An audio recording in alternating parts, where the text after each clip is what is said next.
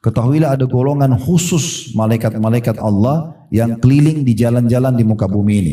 Yaltamisuna ahla zikir. Mereka khusus mencari orang-orang yang zikir, mengingat Allah. Maka malaikat-malaikat ini khusus keliling-keliling nyari. Kayak majelis ilmu ini mereka cari. Kalau mereka sudah temukan, fa in wajadu qauman yadhkurunallaha tanadau. Kalau mereka temukan kaum yang sedang kumpul, kayak majelis ilmu atau orang lagi zikir habis sholat, maka mereka saling manggil satu sama yang lain. Malaikat ini ya. Kemudian mereka mengatakan halummu ila hajatikum. Ayo kumpul sekarang cepat, inilah hajat kita. Maka malaikat-malaikat tersebut mulai melindungi mereka dengan sayap-sayapnya.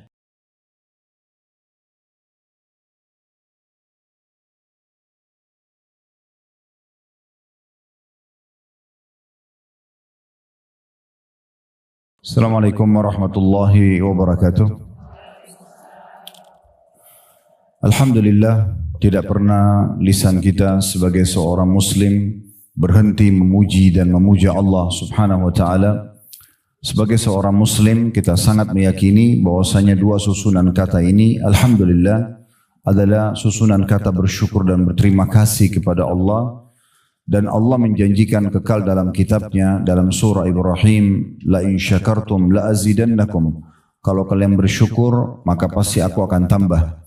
Nabi Yahya pernah diwahyukan kepada Allah SWT untuk menyampaikan 5 hal kepada Bani Israel. Tapi ini tidak diperintahkan kepada Nabi Isa. Ya, saya bacakan hadisnya. Nabi SAW mengatakan, Inna Allah auha ila Yahya bin Zakaria bi 5 kalimatin an ya'mala bihinna. Sesungguhnya Allah memerintahkan kepada Nabi Yahya untuk menyampaikan 5 atau mewahyukan 5 kalimat yang dia diperintahkan untuk mengamalkan 5 itu. Wa ya'mur Bani Israel an ya'malu bihinna, dan memerintahkan Bani Israel untuk mengerjakannya. Berarti di sini khususkan untuk Bani Israel. Tapi karena Nabi Muhammad SAW menukil kepada kita, kalau beliau sudah sampaikan berarti bagian juga daripada hal yang kita dianjurkan ya. Faka'anna abta'a bihinna, tapi Nabi Yahya terlambat dalam menerapkannya. Begitu terima wahyu enggak langsung diterapin untuk dirinya, enggak langsung disampaikan. Fa'atahu Isa faqal inna Allah amaraka bi 5 kalimatin an ta'mala bihinna. Lalu Nabi Isa diperintahkan oleh Allah untuk menegur Nabi Yahya. Nabi Isa datang lalu mengatakan, sesungguhnya Allah perintahkan kamu dengan 5 kalimat agar engkau mengamalkannya. Wa ta'muru Bani Israel an ya'malu bihinna, dan kau juga diperintahkan untuk menyampaikan kepada Bani Israel untuk mengamalkannya. Fa imman tukhbirahum wa imma an ukhbirahum. Sekarang ambil keputusan, kamu mau sampaikan pada mereka atau aku yang sampaikan? Jadi karena Nabi Yahya terlambat menyampaikan, maka Allah suruh Nabi Isa menyampaikan. Kalau kau tidak sampaikan, Allah suruh saya yang sampaikan loh ini. Maka saat itu, faqala ya akhi la taf'al. Nabi Yahya mengatakan, wahai saudaraku jangan kau lakukan itu. Fa inni akhafu in sabaqtani bihinna an yukhsafa bi aw azab. Karena aku khawatir kalau kau kerjakan itu, malah aku nanti ya akan dihukum oleh Allah, disiksa. Karena ini tugasku, bukan tugasmu gitu ya. Qala fajama'a Bani Israel bi Baitul Maqdis hatta imtala al-masjid. Maka Nabi Yahya pun mengumpulkan Bani Israel kemudian sampai membuat seluruh wilayah Masjid Aqsa itu penuh. Ya dipenuhi pada saat itu. Ini luar biasanya kalau Bapak Ibu belum pernah ke sana ya, tapi lokasi Masjid Aqsa luas sekali. Sehingga saya 1,4 hektar ya, atau 14 lupa ya, sekitar itu ukurannya. Dan dia bukan kayak Masjid Haram, Masjid Nabawi yang satu masjid lokasi. Dia masjid di depan ada kibli, sini ada Masjid Qubatus Sohra, ada musola-musola kecil, tapi dia satu lokasi. Maka Nabi Muhammad SAW mengatakan, kalau kalian ke Aqsa sholatlah di mana saja, karena semuanya dihitung Baitul Maqdis dan pahalanya 250 kali lipat, gitu ya, dibandingkan tempat lain. Ya semoga Allah berikan mereka kemerdekaan ya. Tapi yang jelas Bapak Ibu sekalian di sini dikatakan dia kumpulkan lalu penuhlah orang-orang pada saat itu. Entah bagaimana kuasa Allah, suara Nabi Yahya sampai ke mereka semua. Waktu itu belum ada pengeras suara, tapi mereka semua mendengarkan. Wa qa'adu 'ala syarafat, sampai-sampai mereka duduk di beranda-beranda semua pelosok Masjid Aqsa. Thumma khatabahum faqal. Kemudian Nabi Yahya mulai berkhutbah dan berkata, Inna Allah auha ilayya bi 5 kalimatin an a'mala bihinna wa amura Bani Israel an ya'malu bihinna. Ketahuilah Allah perintahkan kepadaku 5 kalimat yang aku harus amalkan, 5 pesan dan untuk menyampaikan kepada Bani Israel juga untuk mengamalkannya. Awwaluhunna, yang pertama, alla tusyriku billahi syai'a. Jangan pernah kalian menyekutukan Allah dengan sesuatu apapun. Fa inna mathala man asyraka billahi kamathali rajulin ishtara 'abdan min khalisi mali bi dhahabin aw wariq thumma askanahu daran. فقال اعمل وارفع إلي فجعل يعمل ويرفع إلى غير سيده فأيكم يرضى أن يكون عبده كذلك فإن الله خلقكم ورزقكم فلا تشركوا به شيئا. Pesan pertama Allah untukku dan untuk kalian, jangan pernah menyekutukan Allah, partnerkan Allah dengan makhluk, nggak boleh. Ini hukum yang berat sekali ya. Kayak orang sholat baca dalam suratnya iyyaka na'budu wa iyyaka nasta'in, hanya kepadamu kami menyembah dan minta tolong, kemudian dia pergi kuburan sebelah mestinya minta-minta. Mana tadi statement dan komitmen dia mengatakan hanya kepadamu ya Allah, hanya kepadamu, kenapa minta pada kuburan tersebut? Ya, Imam Nawawi rahimahullah mengatakan saya heran dengan orang yang masih minta-minta pada kuburan, yang dia tahu kuburan itu sebenarnya berisikan manusia seperti dia yang sudah jadi tulang belulang. Gitu kan? Kenapa harus minta sama itu? Dan belum pernah dinukil satu kali pun para sahabat mereka datang setelah Nabi SAW meninggal lalu minta-minta dari kuburan Nabi Muhammad SAW. Dan Aisyah tinggal 30 tahun ranjangnya dia di sini, di situ kuburan suaminya Nabi SAW. Tidak pernah tuh beliau minta-minta pada Nabi di kuburan. Beliau berdoa kepada Allah Subhanahu Wa Taala. Dan kita diperintahkan agar minta kepada Allah sampai tali sendal kita pun putus minta kepada Allah. Kata Nabi SAW, minta apapun kepada Tuhan kalian walaupun sampai tali sendal kalian yang putus. Kita disuruh betul-betul manja kepada Allah SWT. Kurang lebih begitu. Jadi nggak boleh syirik. Termasuk syirik, Bapak Ibu sekalian hati-hati, jangan pakai jimat, pakai susuk. Ya. Mau buat suami suka, ibu-ibu pakai cara manusia. Ya, cara manusia itu tatapan matanya syahdu, lisannya santun, tangannya ramah, ya baik. Terus disuka sama suaminya itu. Ya, nggak usah bawa foto ke dukun, ya, supaya suka, panggil jin. Ini nggak bisa. Syirik kepada Allah. Nggak boleh, kan gitu. Mau laris usahanya, nggak usah pakai kertas-kertas atau kucing yang ayun-ayun tangannya atau, ya. Nah itu keyakinan orang-orang non-Muslim, mereka yakin bisa panggil konsumen, bisa datangkan rezeki, nggak penting. Caranya gimana Ustaz? Supaya saya bisa usaha saya maju, sederhana kok. Modal halal, sistem halal, produk halal. Habis itu ikutin dengan sedekah. Saya jamin 100% laku. Coba deh, modalnya selalu halal walaupun sedikit, keberkahan akan ada. Produknya halal, sistemnya halal. Lalu jangan lupa, hubungkan antara pendapatan kita, ekonomi ini dengan sosial. Bagi pada orang lain, maka akan banyak keberkahan. Pesan yang kedua, wa idza qumtum ila sholati fala taltafitu fa inna Allah yuqbilu biwajhihi ila wajhi 'abdi ma lam yaltafit. Kalau kalian salat jangan pernah noleh-noleh, ya. Itu pesan yang kedua. Enggak boleh noleh kiri kanan, lihat sana sini, karena sungguhnya Allah akan mengarahkan wajahnya kepada wajah hambanya selama dia tidak menoleh. Dari nasihat yang kedua ini berarti salat sudah ada sebelumnya. Jadi salat itu bukan cuma kita. Semua orang yang beriman sama Allah itu ada perintah salatnya. Ya. Maka itu kita perlu fahami, dan yang penting adalah dalam sholat pesan Allah kepada Nabi Yahya nggak boleh noleh-noleh. Ya, dan dalam hadis yang lain seorang hamba pada saat dia membuka matanya dan mengarahkan ke tempat sujudnya, maka Allah memandang wajahnya sampai dia mengalihkannya. Atau makna hadis begitu. Yang ketiga, wa amurukum bisyami, dan saya perintahkan kalian untuk selalu menjaga puasa. Wajib atau sunnah. Wa mathalu dzalika kamathali rajulin fi isabatin ma'ahu surratan min miskin kulluhum yuhibbu an yajida rihaha wa inna as-siyama atyabu indallahi min rihil misk. Karena perumpamaan puasa itu seperti orang yang bawa tumpukan kayu kecil, tapi di antara kayu itu ada yang mengeluarkan bau kasturi. Maka orang coba cari kayu yang mana nih? Ketahuilah kayu yang kasturi itu adalah puasa. Maksudnya dia amal yang mendatangkan bau yang sangat wangi dan besar pahala di sisi Allah. Yang keempat, wa amurukum bis sadaqah, dan saya perintahkan kalian juga untuk bersedekah. Wa mathalu dzalika kamathali rajulin asarahu al-adu fa awsaqu yadahu ila unuqi wa qarrabu li yadribu unuqa fa ja'ala yaqul hal lakum an afdi nafsi minkum wa ja'ala yu'til qalila wal katsira hatta fadha nafsahu. Aku perintahkan kalian sedekah karena perumpamaan orang sedekah seperti orang yang ditangkap oleh satu kelompok musuh, tangannya dibelenggu di lehernya dan didatangkan di sebuah tempat untuk dipenggal lehernya.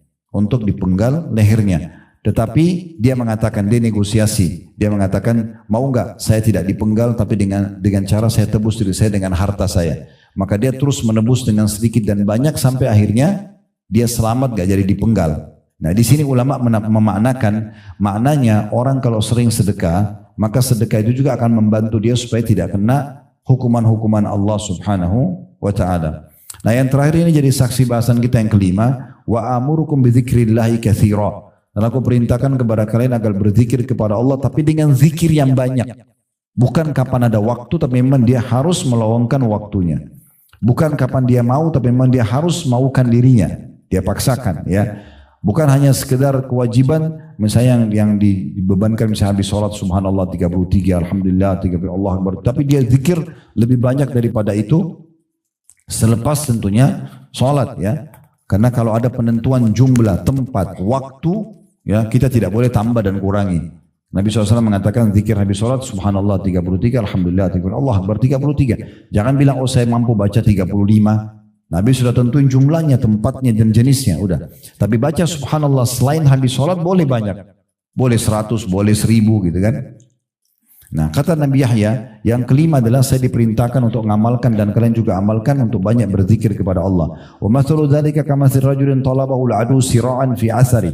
Karena perumpamaan orang yang berzikir seperti orang yang sedang dikejar oleh musuh dan musuh berhasil mendapat jejaknya. Artinya dia sudah akan dibunuh oleh musuh. Hatta ata hisnan hasina, sampai dia menemukan sebuah benteng yang kokoh. Fa ahraza nafsahu fihi, maka dia masuk melindungkan dirinya dalam benteng tersebut. Wa kadzalikal abdu la yanju minasyaitani illa bidzikrillah. Oleh karena itu ketahuilah seperti itulah perumpamaan seorang hamba, dia tidak akan mungkin selamat dari syaitan kecuali dengan zikrullah. Jadi ini poin teman-teman sekalian yang juga perlu digarisbawahi berumpamaan dengan zikir. Di antaranya juga hadis Nabi SAW dengan hadis yang sahih dari hadis Abu Musa al-Ash'ari radhiyallahu anhu. Nabi SAW bersabda, "Mathalul ladzi yadhkuru rabbahu wal ladzi la yadhkuru rabbahu mathalul hayy wal mayyit." Perumpamaan orang yang berzikir kepada Allah dengan orang yang tidak berzikir kepada Allah seperti orang yang hidup dan orang yang mati. Kita bisa bandingkan, orang yang hidup masih bisa melihat, bisa ngomong, bisa aktivitas, yang mati sama sekali tidak bisa. Di dekat kantor kami pernah sholat Jumat dan kebetulan saya duduk di saf itu ada jenazah mau disolatin habis Jumat. Sebelahnya karena tempatnya mestinya kecil, nggak besar. Jadi paling pojok misalnya sebelah sana ditaruh ada geranda jenazah, di saf awal ini semua orang sholat gitu. Terus saya kebetulan melihat kondisi itu sambil mendengarkan khutbah sambil saya merenung gitu. Subhanallah, orang yang jadi di geranda sekarang yang sebentar lagi mau disolatin ini manusia seperti kita. Baru beberapa jam yang lalu dia masih bisa sholat, masih bisa zikir, masih bisa segala macam. Tapi sudah mati, udah nggak bisa buat apa. Andai saja dia dikasih kesempatan ngomong, pasti dia akan bilang, saya juga mau ikut sholat. Ya, saya juga mau berzikir gitu kan. Tapi sudah tidak bisa. Nah kemudian saya coba renungi hadis ini. Perumpamaan orang yang berzikir dan orang yang tidak berzikir seperti orang yang mati dan orang yang zikir hidup. Orang yang mati itu adalah orang yang tidak berzikir. Artinya betul-betul perbedaannya antara langit sama bumi. Akan sangat banyak penyesalan dari orang yang tidak berzikir kepada Allah di hari kiamat nanti. Karena seperti orang yang vakum, dia tidak bergerak. Tidak bisa beraktivitas apa-apa dibandingkan dengan orang yang banyak berzikir. Dalam riwayat lain, rumah. Ya, perbedaan perumpamaan antara rumah yang ada banyak berzikir kepada Allah dan tidak zikir seperti rumah orang mati dan orang yang hidup. Ya, seperti orang hidup itu kan ada lampu, ada kehidupan, ada ngobrol. Nah seperti itu orang berzikir sama kuburan yang memang tidak ada orang di sana gitu ya. Kemudian selanjutnya mungkin saya tutup dengan ini ya. Tentang masalah tentu banyak sekali hadis tapi kita tidak bisa baca semua, nanti Bapak Ibu bisa murajaah di kitab zikir yang tadi saya bilang yang akan kita coba kirimkan ya. Tapi ada sebuah hadis yang menyebutkan tentang keutamaan majlis seperti kita. Insya Allah majlis ilmu begini ya. Atau misalnya Bapak Ibu hadir di satu masjid, semua lagi berzikir, yang sana lagi baca subhanallah, yang sini lagi baca alhamdulillah, sana baca Quran, yang sana lagi sholat. Orang di lingkungan kayak semuanya lagi berzikir tapi masing-masing. Nah ini punya keutamaan sendiri. Ya. Dan tidak masuk dalamnya orang yang berzikir rame-rame. Ya. Saya dia baca subhanallah, yang lain semua pada ikut semua, itu tidak masuk dalam masalah itu. Nanti kita jelaskan jabarannya ya. Tapi saya bacakan dulu hadisnya, hadis yang sahih. Abu Hurairah mengatakan radhiyallahu anhu bahwasanya Rasulullah SAW bersabda, Inna lillahi malaikatan yatufuna fit turuq. Ketahuilah ada golongan khusus malaikat-malaikat Allah yang keliling di jalan-jalan di muka bumi ini. Yaltamisuna ahla zikir. Mereka khusus mencari orang-orang yang zikir, mengingat Allah. Di antaranya majelis ilmu begini masuk dalam zikir. Atau orang baca Quran, atau orang berzikir, baca subhanallah, alhamdulillah, atau orang lagi sholat, itu semua dianggap zikrullah, bagian daripada zikir kepada Allah. Ya. Maka malaikat ini khusus keliling-keliling nyari. Kayak majelis ilmu ini mereka cari. Kalau mereka sudah temukan, fa'in wajadu qauman yadhkurunallah tanadau. Kalau mereka temukan kaum yang sedang kumpul, kayak majelis ilmu atau orang lagi zikir habis sholat, maka mereka saling manggil satu sama yang lain. Malaikat ini ya. Kemudian mereka mengatakan halummu ila hajatikum. Ayo kumpul sekarang cepat, inilah hajat kita. Ini loh sebabnya Allah ciptakan kita, khusus pekerjaan mereka itu mencari majelis-majelis seperti ini. Fayahuffunahum biajniyatihim, maka malaikat-malaikat tersebut mulai melindungi mereka dengan sayap-sayapnya. Ila samai dunia, sampai ke langit dunia. Langit yang pertama kita bisa lihat. Qala fayas'aluhum rabbuhum wa huwa a'lamu bihim ma yaqulu ibadi. Maka Allah pun bertanya kepada para malaikat tersebut sambil mengatakan, dan Allah lebih tahu sebenarnya. Allah bertanya ini bukan Allah tidak tahu, tapi Allah memang menugaskan malaikat lalu Allah tanyakan kepada mereka, apa yang diucapkan oleh hamba-hambaku itu? Qala yaquluna yusabbihunak. Maka para malaikat mengatakan mereka bertasbih kepadamu ya Allah, wa yukabbirunak, mereka bertakbir kepadamu. Mereka bilang subhanallah, mereka bilang Allahu akbar, wa yahmadunak, dan mereka mengatakan alhamdulillah, wa yumajjidunak, dan mengagungkanmu ya Allah. Qala fayaqulu hal ra'uni, maka Allah berfirman apakah mereka sudah melihatku? Maka para malaikat mengatakan tentunya fayaqulun la wallahi ya rabbi ma ra'auk, demi Allah mereka belum melihat engkau ya Allah. Qala fayaqul kaifa law ra'auni, maka Allah pun berfirman kepada para malaikat bagaimana kalau mereka melihatku? Maka para malaikat mengatakan law ra'auka kanu ashadda laka ibadatan. Kalau mereka melihatmu ya Allah sebagaimana kami bisa bertemu denganmu, maka pasti mereka akan lebih kuat lagi dalam beribadah, wa ashadda laka tamjidan, dan akan lebih memuliakanmu lagi, wa aktsara laka tasbihan, dan lebih banyak lagi bertasbih kepadamu. Qala fayaqulu wa fama yas'aluni, maka Allah bertanya lagi kepada para malaikat, mereka mohon apa kepadaku? Qala fayaqulun yas'alunakal jannah, maka para malaikat mengatakan mereka mau surgamu ya Allah. Orang dulu di majelis ilmu, orang berzikir, orang sholat, orang ngaji untuk apa? Untuk masuk surga. Mereka mohon surga ya Allah. Qala fayaqul wa hal ra'auha, maka Allah mau tanya lagi kepada malaikat, mereka sudah lihat surga itu? Qala fayaquluna la wallahi ya rabbi ma ra'auha, maka para malaikat spontan mengatakan tidak, demi Allah mereka belum melihat wahai Tuhan kami. Fayaqul, maka Allah pun berfirman, fa kaifa law ra'auha, bagaimana kalau mereka sudah melihat surga itu? Qala yaqulun, maka para malaikat mengatakan law annahum ra'auha kanu ashadda 'alaiha hirsa. Kalau mereka lihat pasti mereka akan lebih menjaga lagi. Wa ashadda laha talaban, dan mereka lebih giat untuk memohonnya. Wa a'zama fiha raqbah, dan lebih semangat lagi untuk mengejarnya. Qala fa mimma yata'awwadun, Allah tanya lagi kepada para malaikat, mereka berlindung dari apa?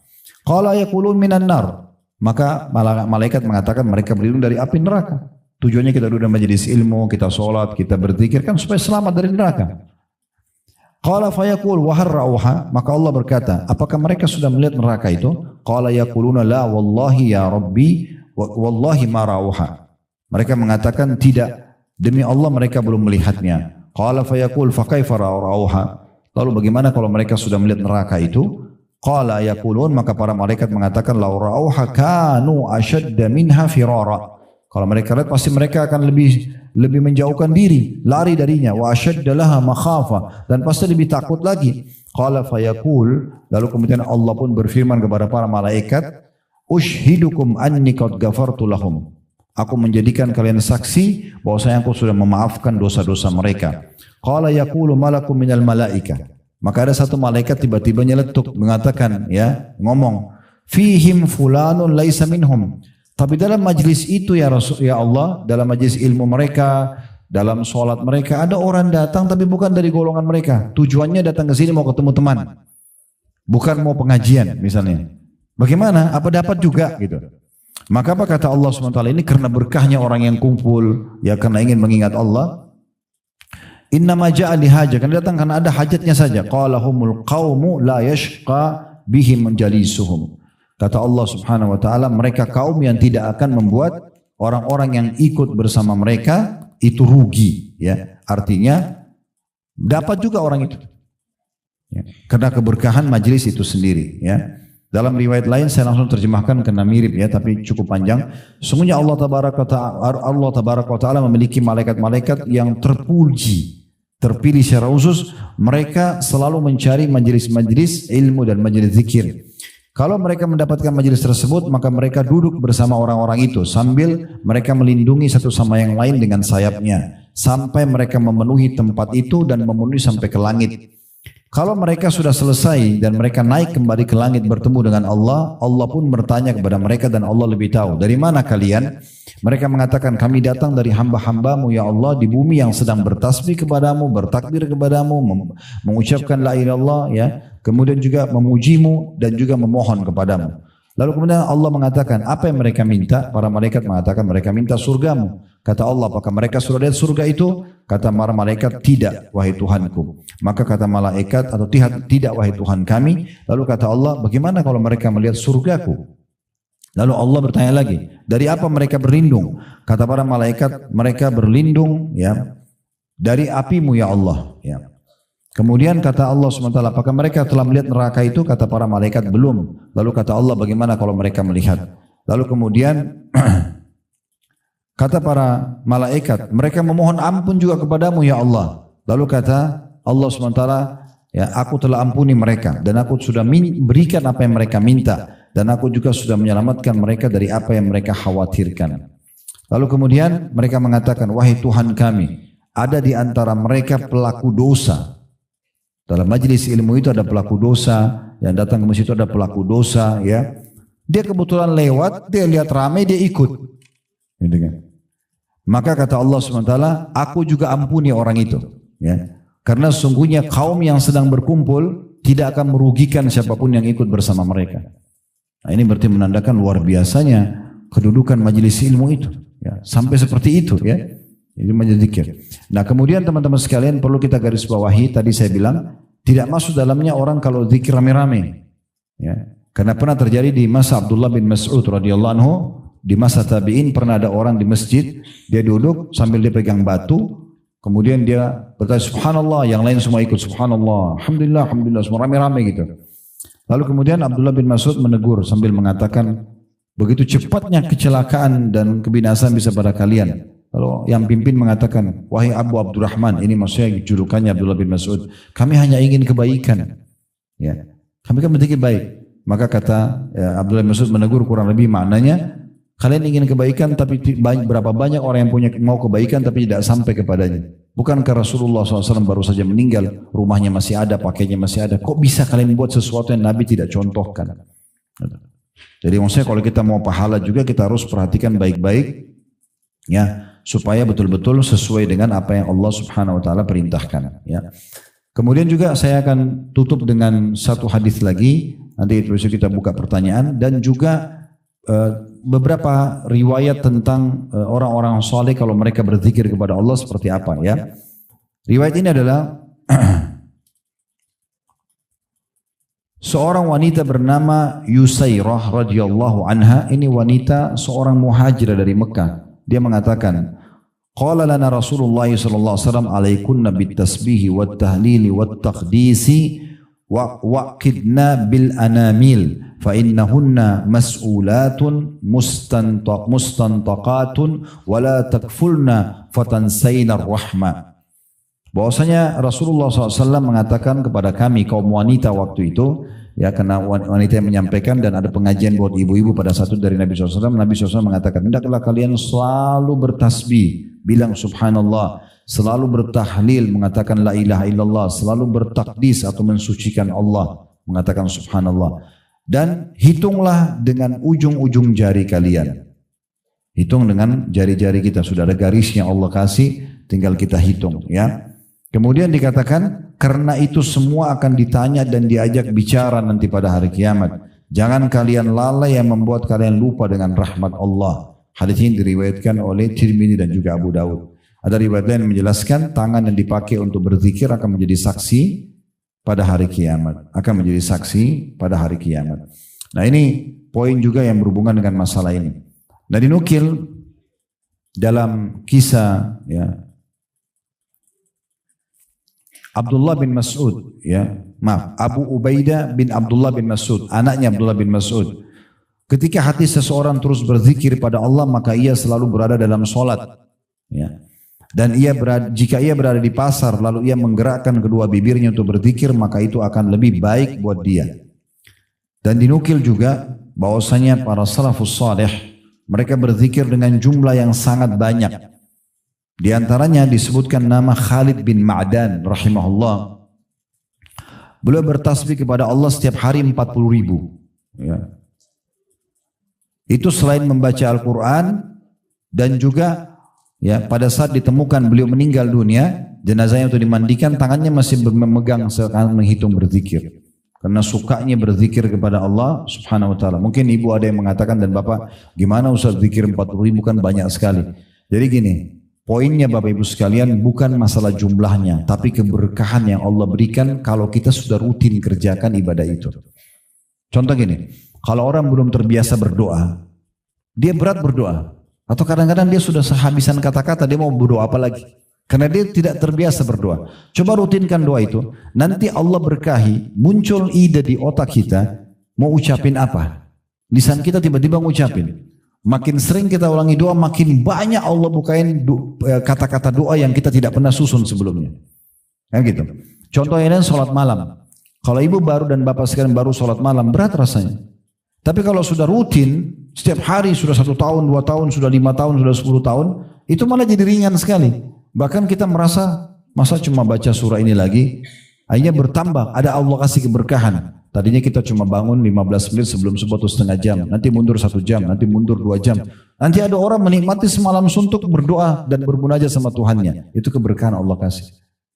Utsman bin Affan radhiyallahu anhu membaca Al-Quran di sholat witir terakhir itu 30 juz Al-Quran. Kan bagaimana caranya? Yaitu keberkahan. Yang biasa Bapak Ibu baca Qul Huwallahu Ahad, nah, yaitu Utsman bin Affan 30 juz. Ya. Nah, iya betul itu. Coba itu ibu dan bapak sekalian tinggal ketik di Google tentang kisah Utsman bin Affan. Beliau mengkhatam di witir rakaat terakhir.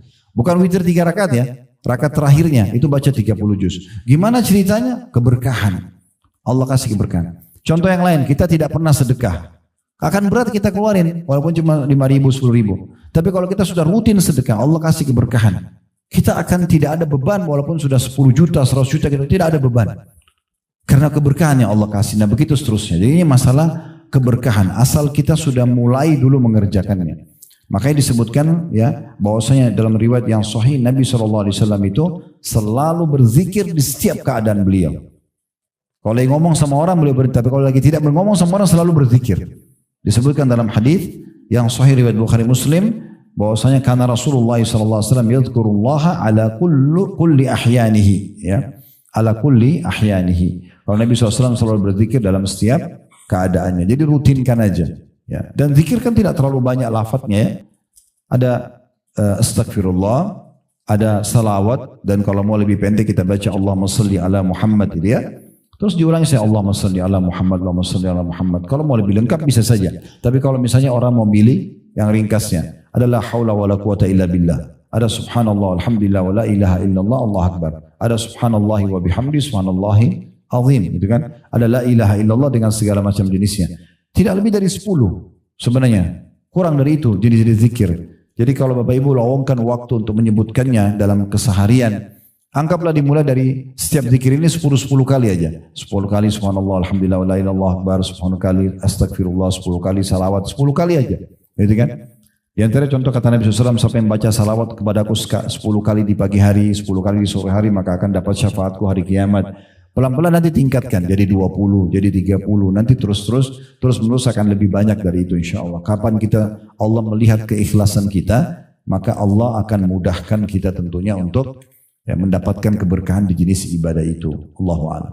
Kita berdoa kepada Allah SWT semoga yang menghadiri majelis ini baik offline ataupun online ataupun siaran ulang dan live, semua diterima hajatnya dunia dan akhirat, dimudahkan urusannya, diampuni dosanya, diterima seluruh amal-amal solehnya, serta dipanjangkan umurnya di atas ketaatan kepada Allah Subhanahu wa taala, kesempurnaan ilmu, amal saleh dan juga keberkahan di keluarga, di keturunan, dan juga di usaha-usaha yang sedang dikembangkan. Serta semoga Allah SWT selalu menjaga negeri kita agar menjadi negara yang aman, tentram, damai. Allah jaga persatuan, kesatuan dan juga kemerdekaan kita. Dan Allah berikan petunjuk kepada pemimpin untuk menjalankan tugas dan amanah dengan baik, sesuai dengan syariat dan apa yang Allah halalkan tentunya. Dan menjadikan masyarakat negara masyarakat yang gotong royong dengan pemerintah untuk menjaga persatuan, kesatuan dan juga kemerdekaan kita. Dan semoga Allah lunasi utang negara kita dengan semudah-mudahnya. Siapapun yang memberikan keburukan bagi Islam, bagi negeri kita, semoga Allah kembalikan tipu daya mereka kepada diri mereka sendiri. Dan kita doakan saudara kita di Palestina, terutama di Gaza dan Rafah secara khusus, dan dimanapun yang sedang tertindas, semoga Allah ikhlaskan niat mereka, terima para syuhada mereka, mulakan Islam di tangan mereka dan tangan kita semua, dan semoga Allah Subhanahu wa taala ikut sertakan kita bersama mereka di pahala, baik dengan doa, dengan harta, juga dengan jiwa kita. Dan semoga Allah menyatukan kita semua di surga Firdausya tanpa hisab, mana disatukan dalam majlis ilmu yang mulia ini. Allahumma amin. Wa sallallahu ala nabiyina Muhammadin wa alihi wasallam. Walhamdulillahi rabbil alamin. Subhanakallahumma bihamdika asyhadu an la ilaha illa anta astaghfiruka wa atubu ilaik. Wassalamualaikum warahmatullahi wabarakatuh.